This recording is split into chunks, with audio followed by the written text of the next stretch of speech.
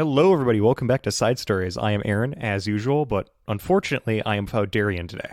Due to weather complications, I was not able to meet with him, so I'm doing this episode alone this week. I apologize. I know we've been promising more Darian for a while, and he will be back for our, Season 2 finale that is going on next week, which will be on weird Christmas traditions. I am very excited for that episode. You are all going to love some of the weird things we have found. It's going to be great, but to get us to that week, we need to do this week. So, unfortunately, you're stuck with me all alone.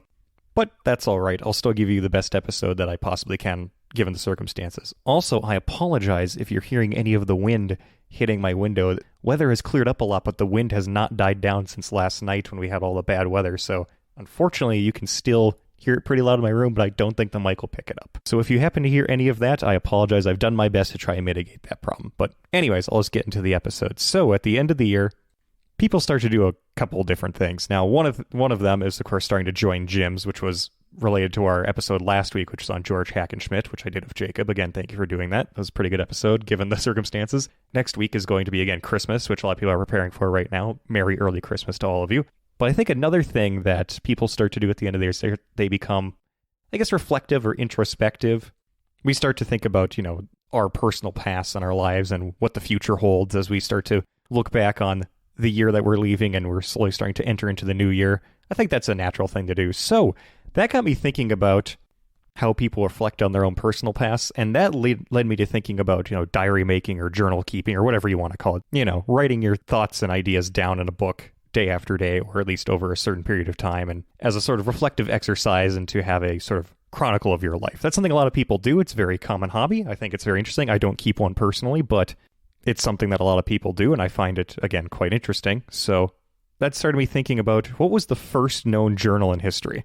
And of course, when I say that, I mean personal journal or diary. I do not mean a journal of history like an academic paper. I'm sure you all got that, but just to clarify, that's not what I'm talking about here today. I'm sure most of us can name, famous modern journals, like Diary of Anne Frank is probably the single most famous diary ever written.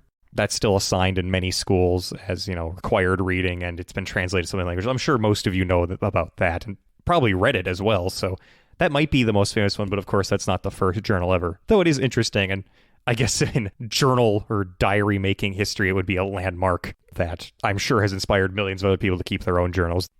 And on a much less serious note, I'm sure many of us, especially in my generation, read the Diary of a Wimpy Kid books, which were, of course, incredibly popular, and I found out are still going. I had no idea about that, but I think there's closing in on 15 books now or something like that in the series. And I was doing a little bit of research about just journal making as a whole, and of course, they were fictional, but those books were huge when I was a kid, and I read, I think, up to the 5th one or something like that, but I guess there's 10 more. I don't plan on going back to that anytime soon, but that's worth noting.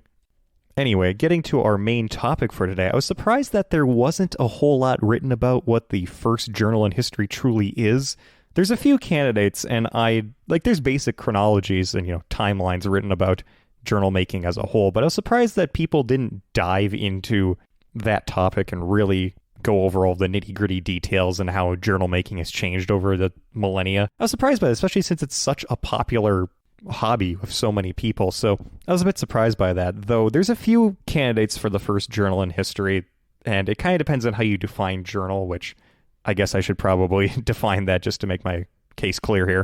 So often a journal or a diary is just something that is keeping track of personal experiences or observations, and that is accurate, but often that would include something kind of like a logbook or something that's just very basic. Like, for example, what is often cited as the first diary in history is a thing called the Diary of Merer, which is a very, very dry retelling. Not even a retelling, it's more of just a daily account of this man named Merer who lived in ancient Egypt. And he was an inspector. Basically, his job was to oversee the transportation of limestone, and it's possible that the limestone that he's talking about was used in the building of the Great Pyramid of Khufu, obviously one of the most important and most iconic buildings ever made, and his writing comes from about 2550 BC, which would be right around the time where that was being built, so it does line up, though we can't confirm that what he was actually inspecting and overseeing was being used to help make the pyramid. It's possible, but we don't know.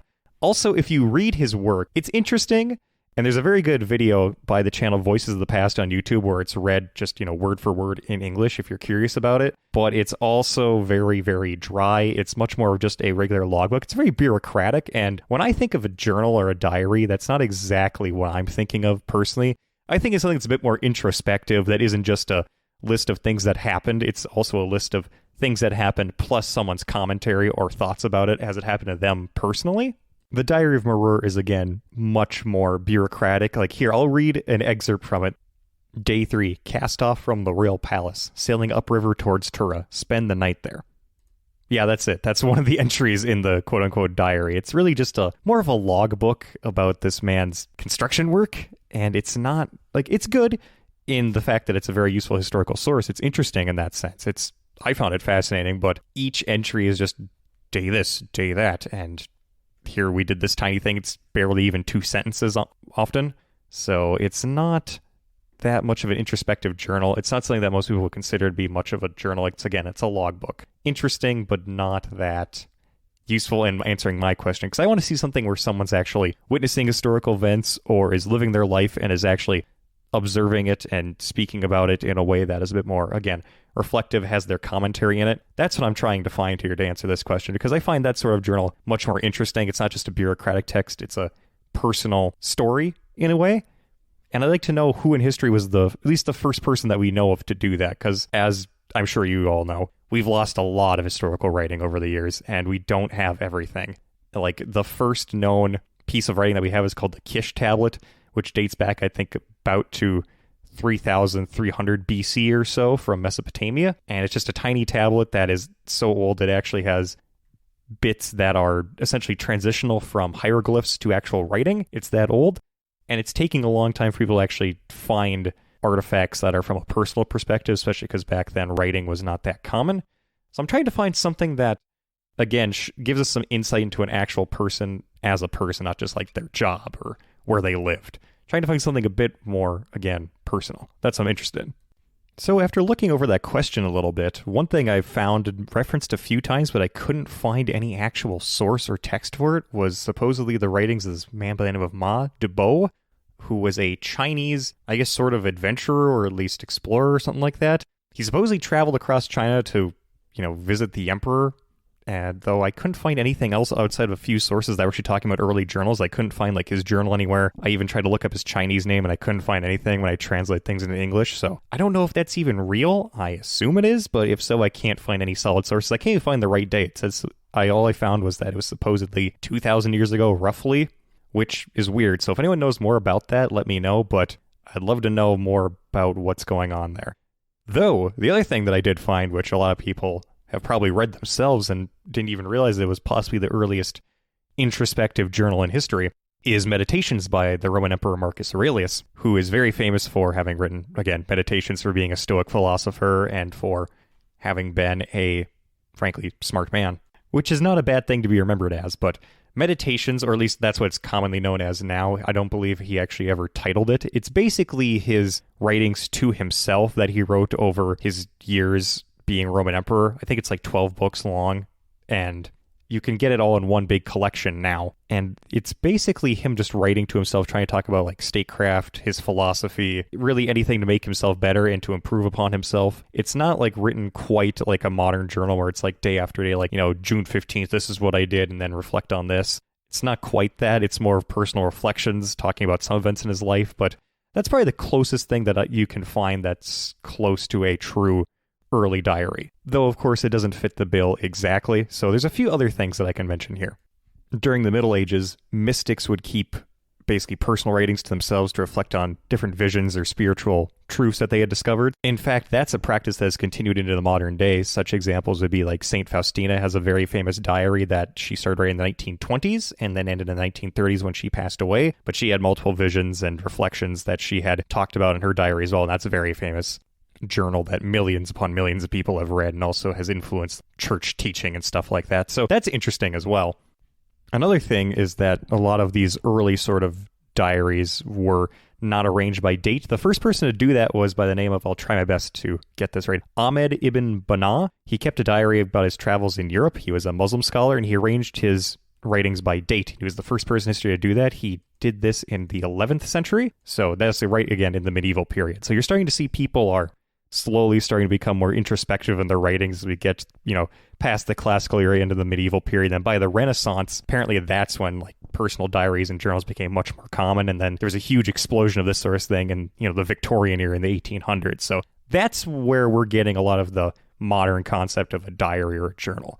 That's the timeline there. So I found that very interesting. Again, I don't keep a journal myself, but after reading about this, I'm kind of thinking about it, though I'd probably be very bad at keeping up with it. But I do find myself becoming more reflective in my young old age. I'm not even out of my 20s yet, and I already feel like I'm getting older and more reflective. But I don't know, maybe that's wisdom coming on to me. I'm not exactly sure. Or maybe I'm just becoming more narcissistic. I don't know. Who knows? I guess this podcast does have some, for lack of a better term, journalistic elements, because we do often reflect on our day-to-day lives a little bit before we talk about the actual history in the show. So I suppose that's mixed in there. But anyways, I know this was a short episode, but I think I'll cut it off here because I think I covered everything that I wanted to talk about. Hopefully that gave you guys a very brief but interesting overview on, journal making throughout history and how it's changed. So next week we will have our Weird Christmas Traditions episode. Expect that to be a much larger, bombastic, very exciting episode. I'm super, super hyped to do that. And we have so many great Christmas traditions to talk about. So we will see you all then. And then afterwards, after Christmas traditions, we will be taking a short break and we'll give ourselves some time to rest and research episodes. And then sometime in the new year, we will start, I guess, for lack of a better term, season 3. So we will catch you all in the next episode. And thank you again for listening as always. See you later. And if you keep a journal, write that you listen to this podcast in it. I don't know. Like a good journal entry, I don't know how to end this episode. So I guess I'll send it here. Catch you all later and have a good day.